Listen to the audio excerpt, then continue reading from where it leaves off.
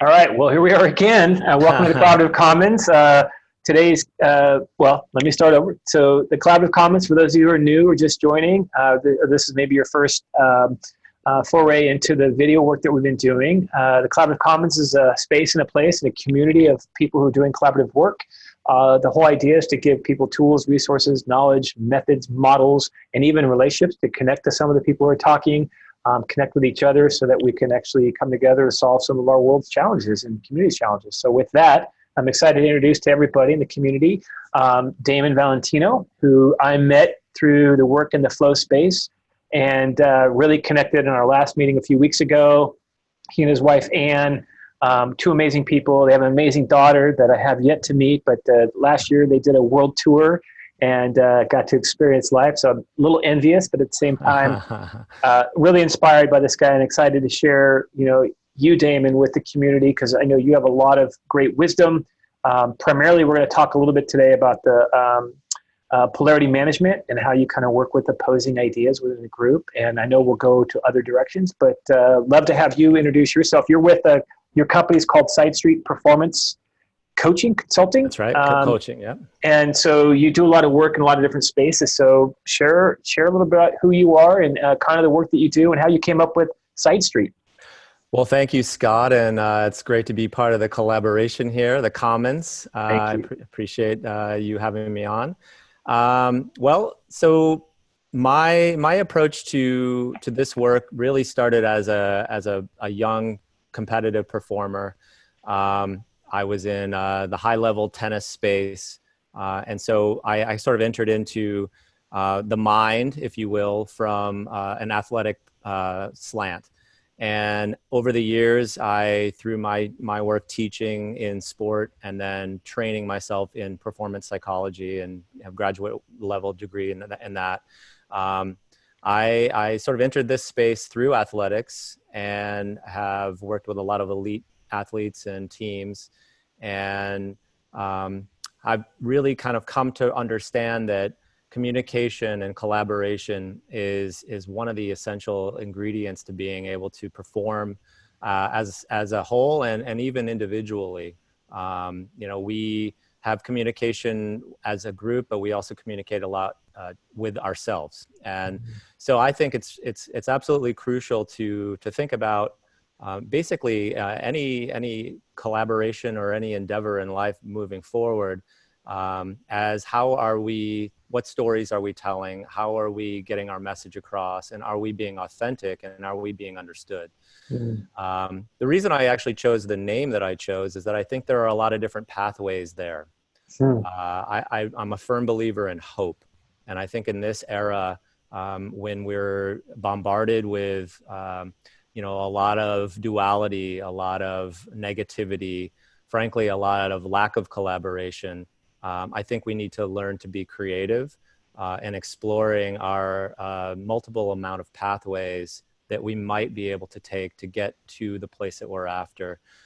So Sidestreet for me, as you mentioned, I just traveled around the world for a year. And one of the most beautiful things that came from that trip was when everybody's walking down the main drag in a town, in a big city, in Rome or in Vietnam or whatever, we gravitated to the street next to that one, which in my opinion is where the life is. So I chose the title of my company is to really kind of symbolically think about how we can navigate our ways off of the Autobahn, off of the fast track. There is no one track there. There is no one platform that's going to allow us to get from A to B. And frankly, when you take the side streets, that's where the life is. And so I really feel like, from a symbolic level, that's why I chose the name of the company. And from a philosophical level, that's sort of how I approach my work. So how would that show up in the way you work with groups in terms of what side streets do you explore with teams? Because again, I think there are some traditional methods that are out there. So what are some examples of side street you take your clients with? You shared, I think last time you and I spoke, you shared a great example of someone who kind of threw away their agenda and went in a different direction, which to me seems like the side street, right? So. Right. Yeah. Well, that's actually a really good example. I think that, I like to have a skeleton itinerary when I work with a group. And of course, I feel like I want to be equipped with several different models that we can explore, activities we can explore, reflection that we can do off of them. But honestly, I'm not really sure what's going to happen until I enter into that moment. And I really think that I like to model that, because I think that that's actually really true for all of us. I think that, if we're spending too much of our time expecting something to be a certain way, or perhaps maybe like thrust into the past, thinking that, oh, I can't do that because in the past this thing happened, we're not in the moment. And when we're in the moment, we have a chance to improvise. We have a chance to use our senses. We have a chance to explore our intuition. And so, sometimes that's true when I would enter into a sort of a group training situation where I have an activity all lined up and ready to go. I'm looking around the room, and it's, I can just see the glaze in people's eyes, and I just know it's going to flatten. It's just not going to work. And so, sometimes we'll play an improv game. We'll take a walk. Maybe I'll try to demonstrate what it is that we're about to do by using sign language. I won't use any language at all. And I think that all of these things are sort of rooted in, there's a method to the madness, if you will. But really, I think capturing attention, especially nowadays when attention is such a fleeting thing, is absolutely essential. And so however we can sort of allow people to be invested and engaged in the moment is really key and critical to being able for our lesson to land. So in that process, I mean, I always think of like the setup of a meeting. Like when I spend a lot of time like prepping, like thinking of like my outcomes, and I do have kind of my skeleton plan. I mean, if I'm clear on where the group wants to go because they've defined that and I'm just being a steward of that, it allows me to go that improv. But how do you prime people into a meeting or a session with you where you have the outcome, you have the agenda? How do you get them ready to be ready for improv? Because there's some people like you're not following the agenda too, so you can also almost be a distraction. But how do you get people primed for taking the side streets? Yeah, I think for me, one of the starting points that I typically will use with a group is for us to develop a little coherence as a group. All the things that I might ask them to do, we start with breath practice, where we just start to breathe together. We'll move through the space together. Maybe I'll give them some simple instructions as to how to be thinking about what they should be thinking about as they're moving through space. I'll ask them to become a little more mindful of what's going on inside of their body. I think when we start to get a little bit more of that interoception, where we're aware of how we're feeling inside, a lot of really great things can happen.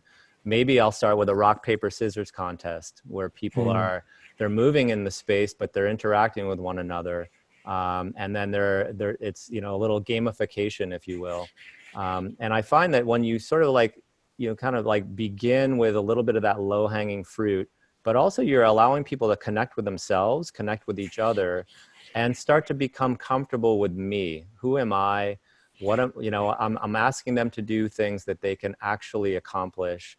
I think the first, third or a quarter of any meeting with the group that I'm working with, I really want to bring us together and establish some of that trust and rapport, humanize myself to some degree, put myself in the activities as well. And I think from there, once you have a little bit of that established, once we've kind of like found a little coherence as a group, potentially calmed our nervous systems a little bit, found a little bit of that clarity, now we might be a little more disarmed. Maybe we're able to hear a little bit better. Maybe we're willing to kind of push into some space that might be a little uncomfortable, even if it is a person who's agenda oriented. That is a really nice way to kind of create and cultivate the conditions to be able to have that improv, if that's the right move. So what kind of, it sounds like you have a lot of different experiences from your sports psychology and performance around teams and athletes, but you also you found an inroad into the corporate culture as well. And I'm just curious to know how you taken your work in sport and applied it to the organizational world, and how have you taken from the organizational world and applied in some of the work with sport? So I'm curious to know how you've taken what you know and make it relevant for the people who may not be sports people, because sometimes there's a lot of sport metaphors out there that people are like, I'm not an athlete. So how do you make that bridge? Yeah, no, it's a great question. I would say the answer is I'm still evolving, and and the team dynamic that I worked most closely with, though, were elite level collegiate tennis teams. And if you think about a tennis team, it's a bunch of individuals who are kind of like competing against one another, and yet at the same time, as a collective, they're also representing their team, the university, against another team. So there's a lot of like interplay, a lot of dynamic that's happening inside of that group that is sometimes difficult to square for. And so I think that experience really plays itself nicely when you look at a tech company or some kind of startup. Everyone's vying, where they're all kind of like tugging on the same rope to some degree, but at the same time, there's some sort of inter-competition happening as well. So fundamentally underneath that, I like to try to like build the rapport and the trust within those groups, have them understand from a perspective standpoint that, me doing my work well is going to be something that helps the group on the whole. And that some of that teamwork that sometimes is difficult and doesn't translate as well in business is absolutely crucial in terms of the big picture, and also individually, where if you're able to lend a hand in a way where it's not your lane, there's a tremendous upside to that. So I would say that on sort of a general philosophical way, that's sort of how I've been able to transfer. I don't use a lot of the metaphor from sport. I try to stay more human centric with each side of those groups. Right. And ultimately, at the end of the day, I kind of always like to circle back to like, well, what's it all about? Right. And really trying to kind of like get a little bit meta and big picture, because it's real easy for all of us to kind of get stuck in our lane or kind of get stuck in our little box. And right. So I think that's absolutely crucial. Well, it's interesting as you say that, because what pops up for me is, I think, because I've done work in the sports side and I've done work in the corporate side, I think they like to hear stories from each other side and not get caught in their own bubbles, right? And so, and I think your point about just being real and authentic with them as well. I was talking with someone last week in the Commons Barry, and I think sometimes we underestimate the influence that we have in groups in terms of how we step in and the space that we hold and the space that we create, so people can really, not only wake up, but then show up in their authentic self as well. Whether you're on the sports side or the corporate side, we're dealing with human beings. So I really like the way you describe it, more of a humanistic, no matter what, we're all human, right? So that's a really good insight. So thank you for that. Thank you. So I know that you and I talked a little bit about, one of the things that really intrigued me about our conversation and why I wanted you to share was a little bit around the Polarity Management tool. Mm-hmm. And so I would love to have you kind of share how you've used it in a group setting, and any sort of way you can help. And when do you potentially use it, so that people, if they are struggling with a dynamic, that maybe this might be a useful tool for them. So I know you have a deck there or a slide there, but I'm just curious to know if you'd be willing to kind of share your experience with the Polarity Management, how you facilitate that.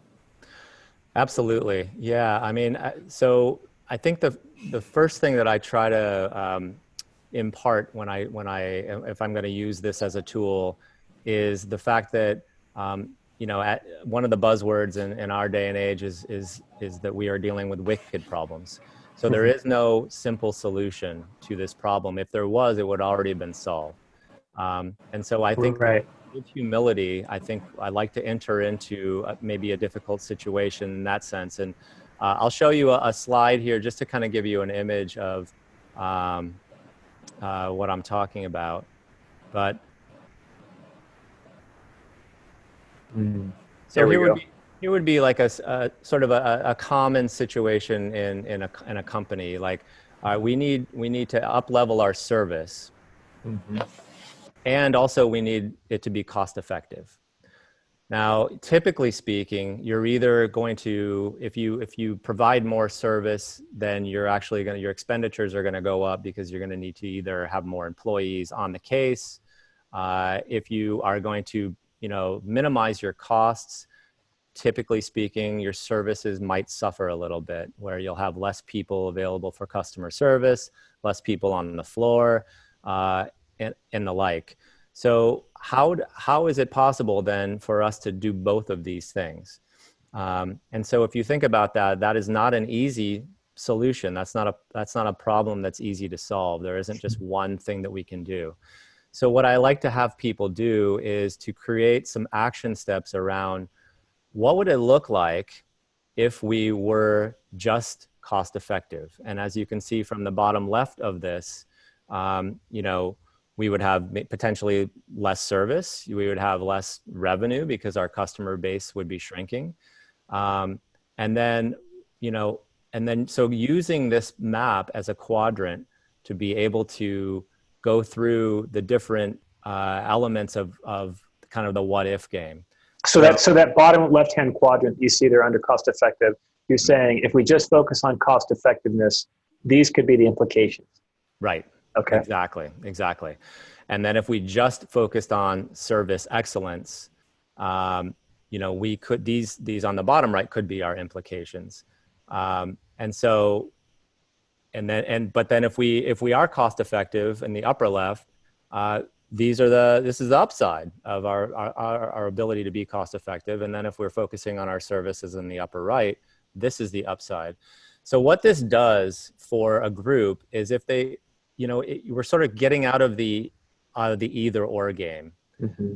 And we're playing a little bit of yes and here, which, as we know, is a really good way to cultivate group flow. Right.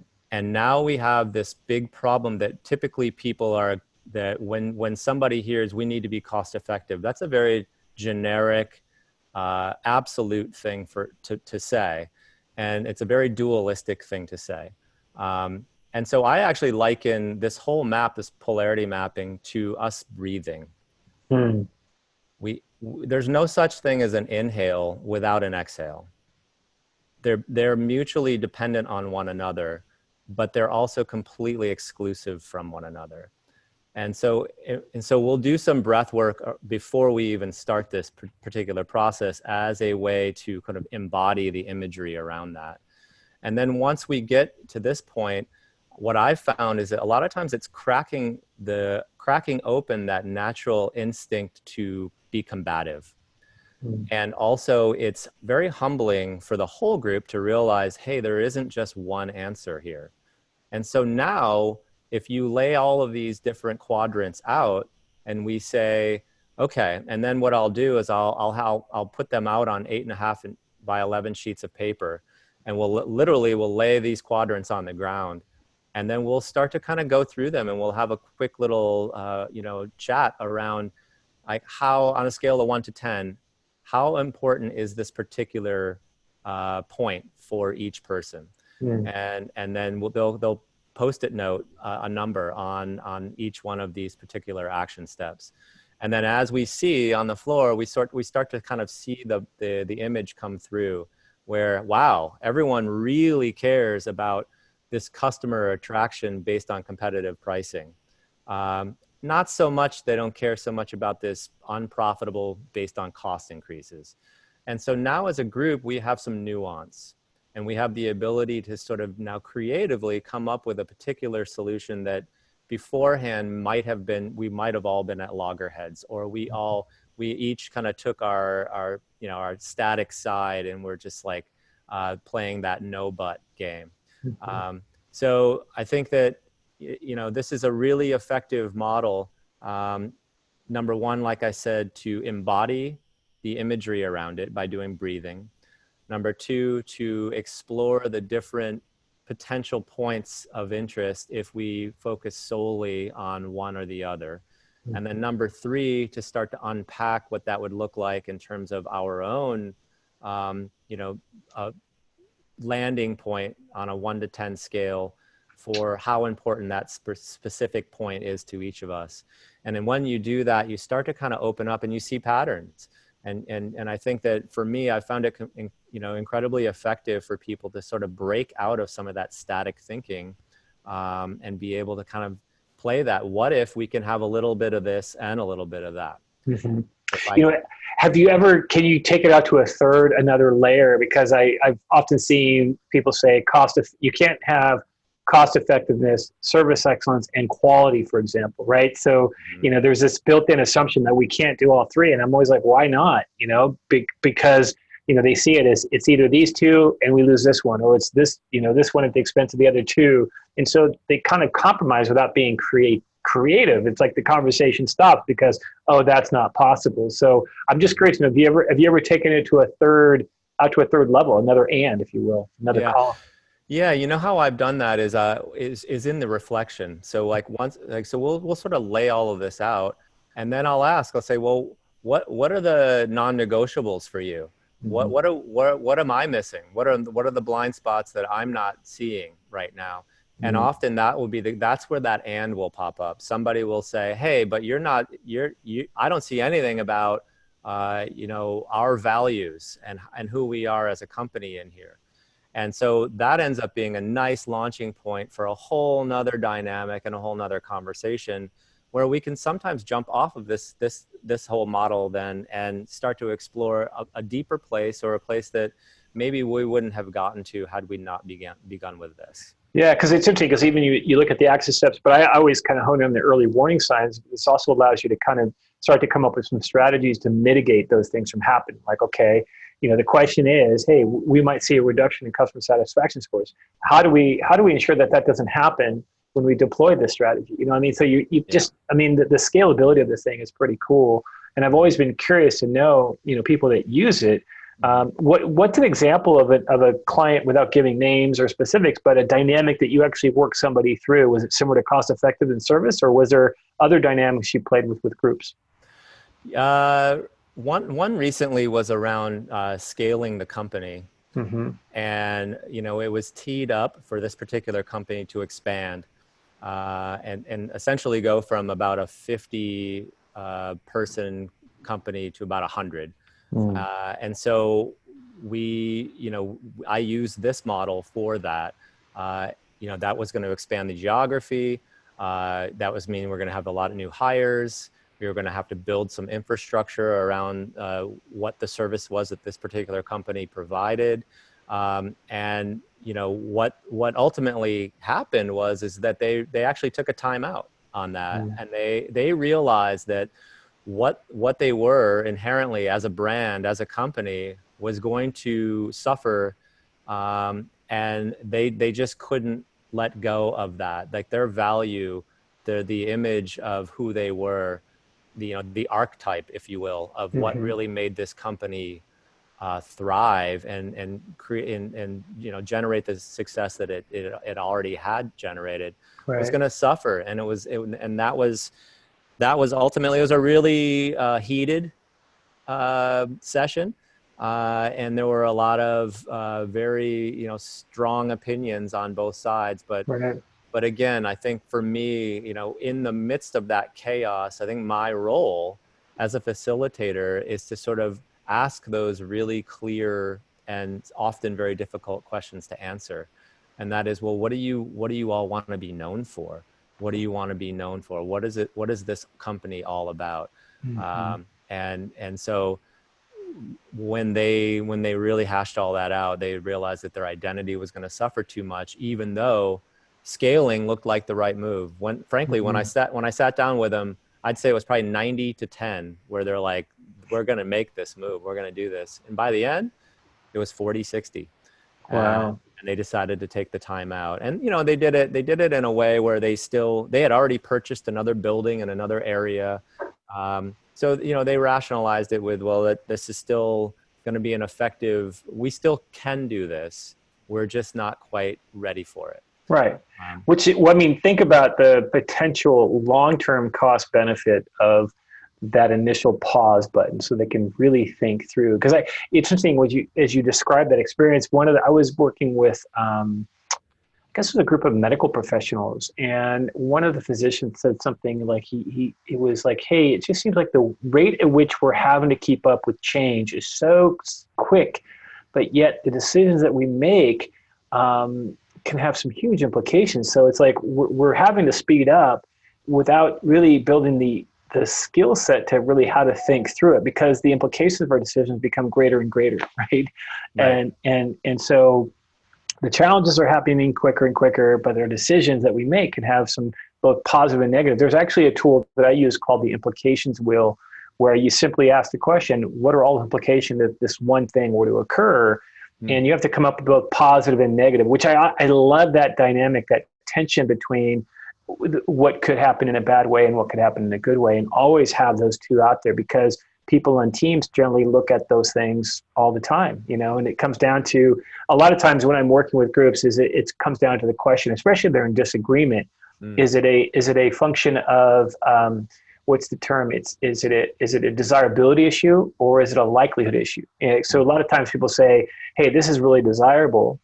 Like, growth is really desirable. And it would be more likely if we could bring our culture up to speed so we don't lose ourselves, for example. But a lot of tension points, if something's highly desirable and not very likely, then it's a question of investment. If something's highly likely and not very desirable, kind of like those early warnings, then the question is mitigation. If it's highly desirable, highly likely, no brainer, go for it. If it's low, we probably shouldn't have to worry about it. But again, tools like this really, I guess, help people think, which I think is sometimes not always the case. Like, it's almost like, yeah, whatever we want to do. And I always say, don't do it if that's your attitude.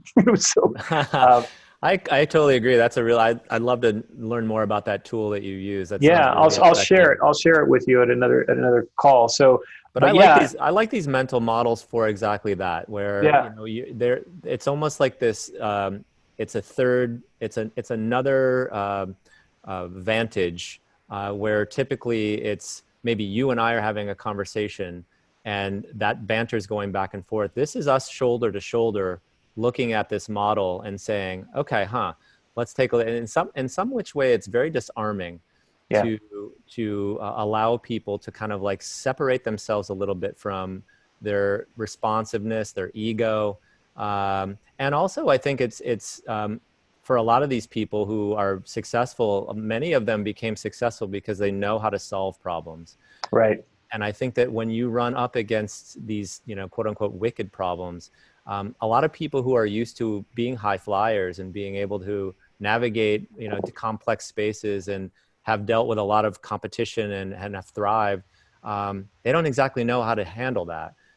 So introducing some of these mental models can be really effective to sort of generate a little bit of safe space, right, where we can explore, Well, and I loved how you kind of explained your process and how you use it with other teams, because, there's so much talk out there around, diversity and inclusion, for example, and by getting everyone to kind of see how their thinking influences this particular framework, you're getting everything out on the table so that groups can make an informed decision, which again, and it probably doesn't add any more time other than just the fact that you've gone a little bit deeper. But as a result of making a decision with this tool, the execution will be quicker. I've always found that if we spend more time, it's not just plan, and never shoot. It's really thoughtful planning and then thoughtful execution, so it's right. A lot of times we're just so disciplined to kind of that immediate gratification versus hold on, let's talk about it. And this is where I think leadership comes into play. But I also think, how have you brought in some of the flow principles to this? Because this also kind of speaks to when we talk about group flow of, you said, you let go of the ego, the yes and kind of mentality. I mean, what other things have you found that you've been able to integrate into this process to kind of get a group in sync? Great question. Do you want to, I'm going to stop sharing Sure, this. Just absolutely. So we can, get us back onto, that's such an awesome question. And really, frankly, it's just like, it's at the center of how I try to construct these facilitations anyway. But a lot of times what I typically will do is give people a perspective of what it could look like. What is sort of a big picture view of, how functioning at a high level really looks. And I do that in a more generic way. And then I'll have them kind of taking notes, and I'll ask them, okay, so where, say, for example, if we're talking about, how to, cultivate the triggers for flow, and we're talking about challenge skills ratio, Mm-hmm. I'll ask them, I'll say, hey, okay, so what's that thing that's just out of your reach, right? Where's that thing where you're almost there?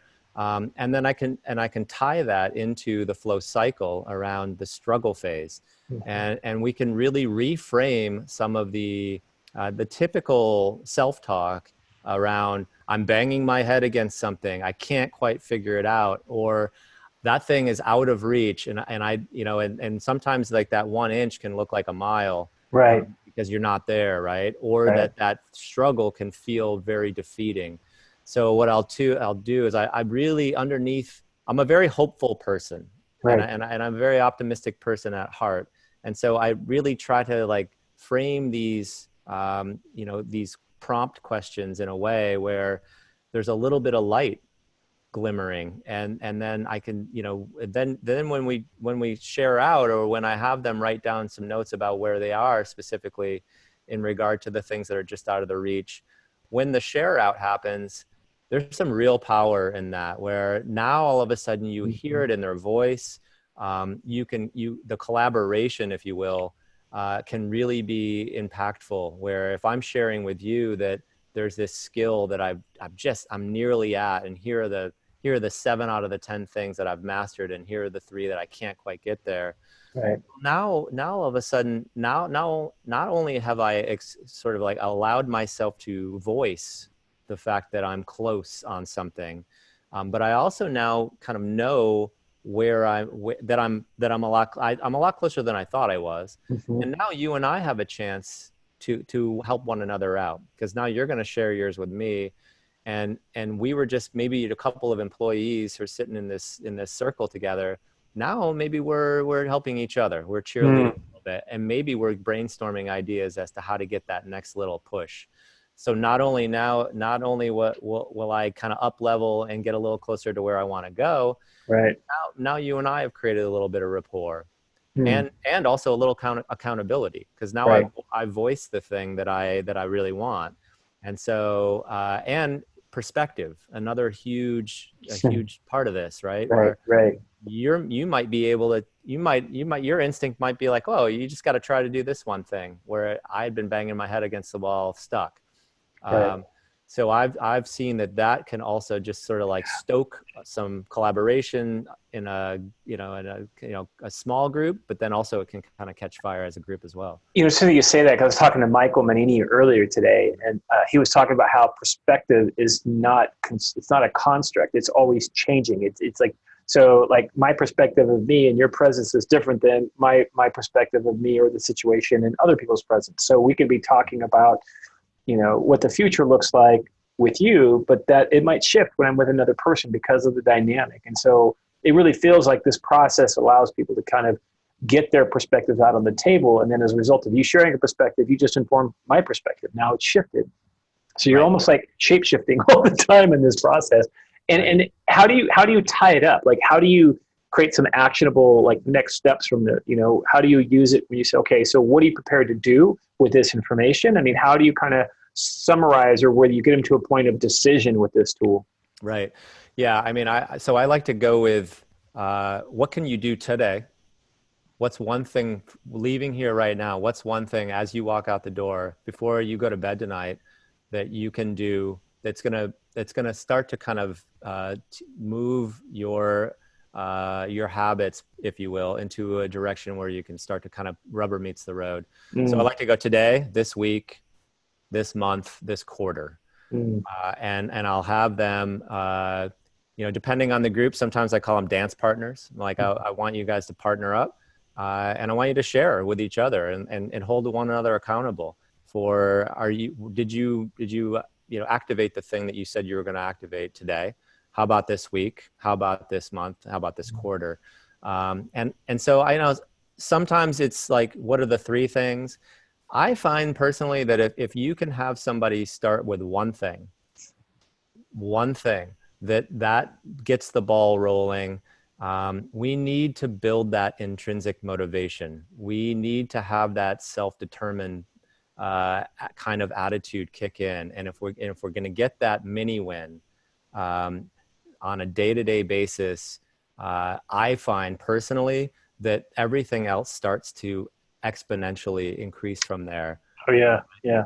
And that's actually changed for me. I used to kind of, ask people to do more, and they would be daunted. They'd be overwhelmed. And I would be like, wow, why didn't it stick? It seemed so, it just felt like it was going to stick. They really wanted it to stick. Right.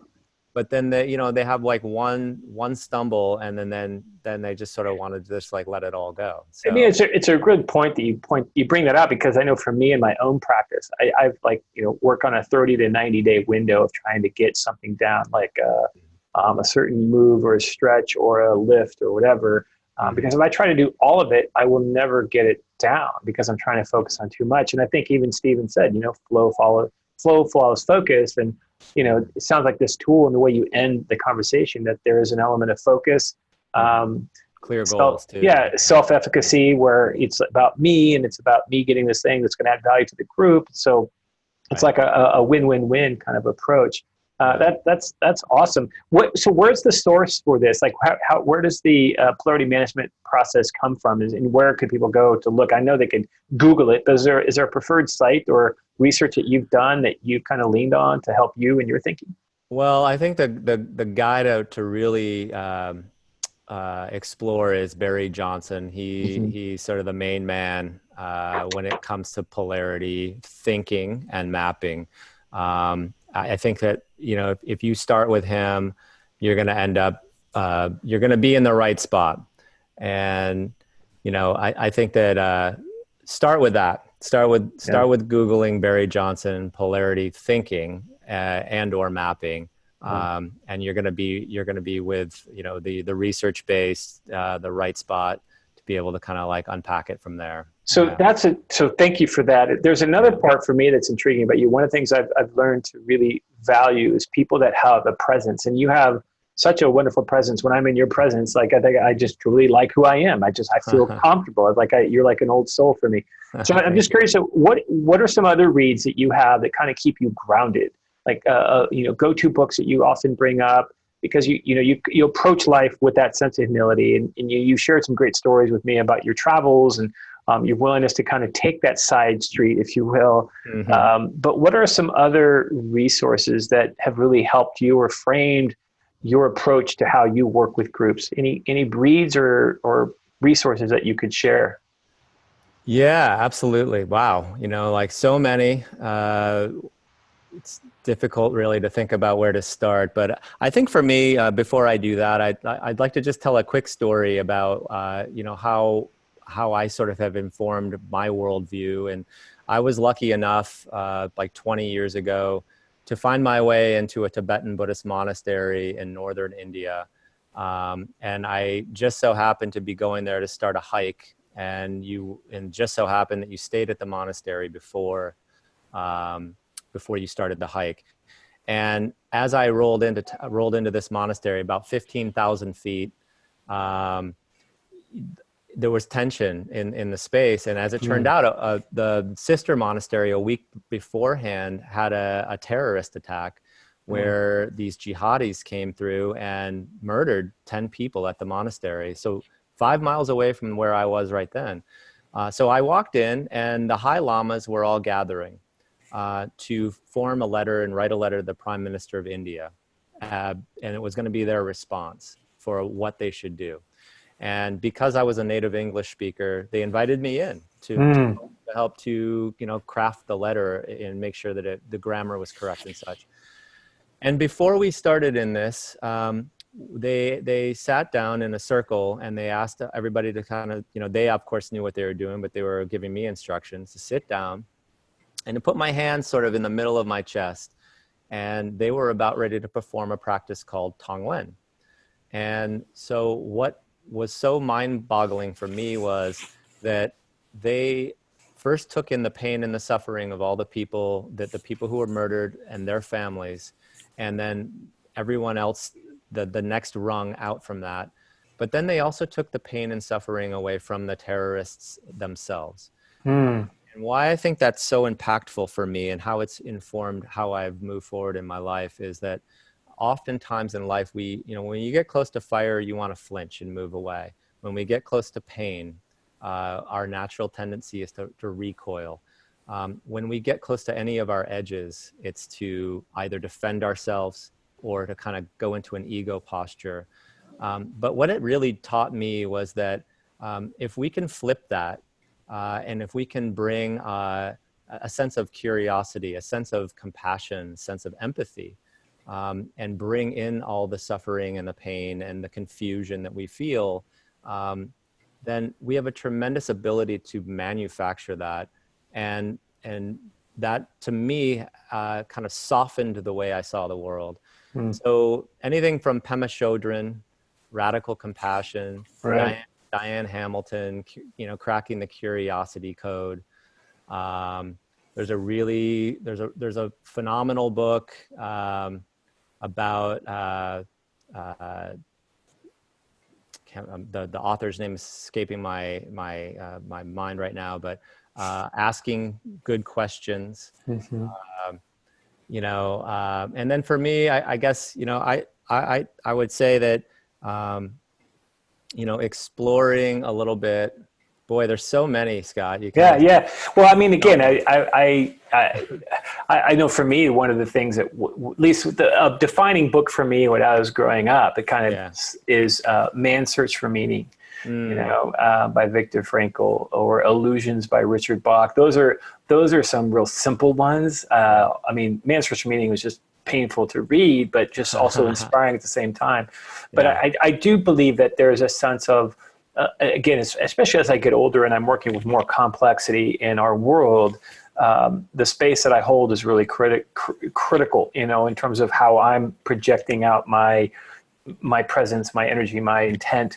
And I just really value that about you when I'm with your present. You're just a very calming person. So I can only imagine that it must be really wonderful for the groups to work with you, because you do bring that. And you might still be nervous and anxious, but at the same time, you're always really grounded. And I think from any facilitator perspective, you would be a good resource for people who are trying to figure that out, or they're trying to move into this space, because you just hold space really well. And so I'm just curious to know what inspires you. So what was that name of that meditation that they did? What's the name? Because I'm going to ask you to kind of send me kind of some links and places they can go. But because I recall we did something like that last year, where we were taking in, kind of like breathing it in and then letting it go. Is that kind of what you did with that meditation? Yeah. Tonglen.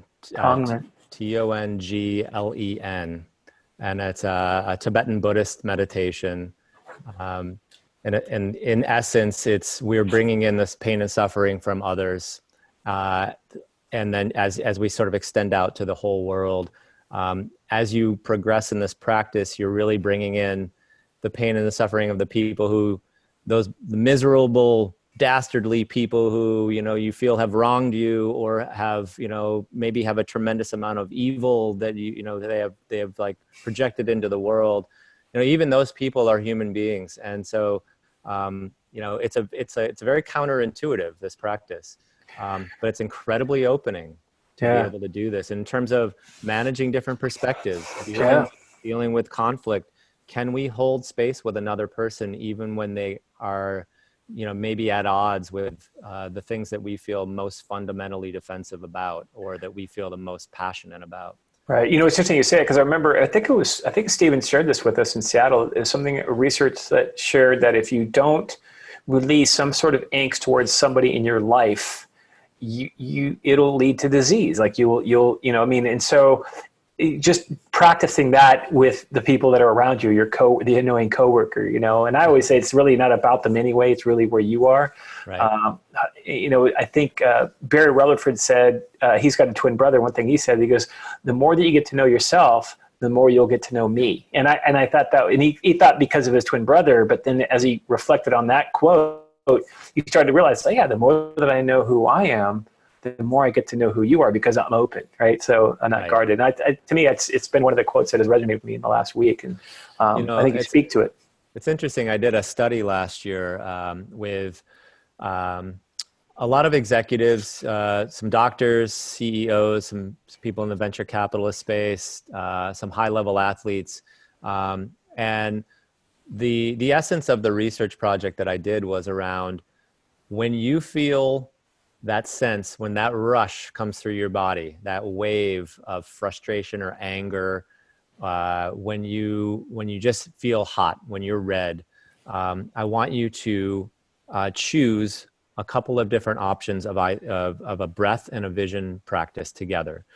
And also I want you to granularly identify your emotion. So instead of saying oftentimes, I'm stressed, I'm mad, I'm frustrated, I'm angry, I'm pissed off, what is the specific word that you can actually use to identify from an interoception standpoint? Right. By the way, Lisa Feldman Barrett, How Emotions Are Made, a real groundbreaking book. And then over time I studied their ability to kind of maintain a high flow lifestyle was sort of the essence of the study. And we did a whole month long of this particular research project. And across the board, people were able to sort of cultivate the conditions to kind of keep them in that flow state and out of that reactive state where they started to tell the story of why they were wronged, of what they're going to do to get back at these people, or even just sort of get into that box. So I think that all of these models are really, really important. And yet also we have the ability, in terms of hope, we have the ability to shift our state. And there are offline tools that we can use if we can habituate these types of things to be able to continue to see clearly and remember what it is that we're really after and all about. And so when I enter in a space, I typically try to remember that all of us are coming there with our agendas, our problems, our fears, the grief, the trauma. And we are like walking Jackson Pollock paintings, right? Yeah, right. And yet there are ways to, small action steps that we can take that we can help to regulate our nervous system, which then can help us remember Right. how we want to identify and hear each other better as well. Right. It's interesting. I'm working this week in Butte County with a program we designed called trauma-informed coaching, and we're using what's called the community resiliency model, which really it mirrors exactly what you said around tracking and then being able to resource and pull in a vision, an image, an experience where I can come settled in. And within the span of 30 seconds, you can move from an agitated state to a calm state, for example. I'm starting to the point now where I think part of our work as facilitators is kind of this notion of social alchemy, right? It's like really, we talk about team chemistry. It's chemistry. It's neurochemistry that's putting people in that state. So I think anything that we can do in our space, especially as you talk about these wicked challenges, these existential challenges in our world, these strategies are brilliant. So the resources that you've shared are going to be, hopefully people will pick them up and take some time. And I know that for me, I've been doing my 25 to 50 page readings. I instead of having minutes in the bathtub, I have pages in the bathtub. So I'll just take a 25 or 50 page bath. I'm pretty waterlogged by the end of the 50 pages of reading. But I've read 4 books already this year. So Nice. I'm on a roll to average hopefully try to get to 50 books this year. But I think awesome. you put some more on my list. So if you wouldn't mind sharing some of those authors when you just drop me an email, I want to be conscious of time because I know I have another call. But Yeah. Damon, I can tell you, when I look back on 2020, getting reconnected with you is going to be one of those highlights and gifts. And I really appreciate that you willing to give some of your time for the comments and share your wisdom. I think I have a lot to learn from you in this process. So. Oh, thank you so much, Scott, man. I couldn't agree with you more. It's been such a pleasure to be able to rekindle with you. And I can't wait for us to keep it rolling, and really happy to be part of this community as well. Awesome, brother. I'm gonna take us off recording real quick, and I'll wrap up with you personally. So let me stop the recording.